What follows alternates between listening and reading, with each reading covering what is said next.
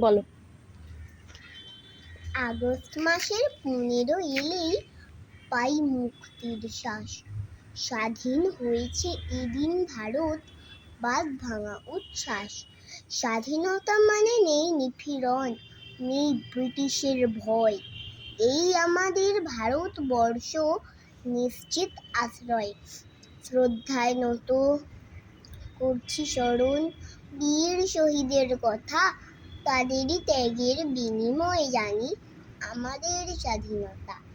ভারত আমার ভারতবর্ষ, বেঁচে ওঠে যেই গান, সে গানের সুরে দুলে ওঠে প্রাণ, আনন্দ অফুরান। স্বাধীনতা পাওয়া হয়নি সহজ, স্মৃতিপটে সব আঁকা।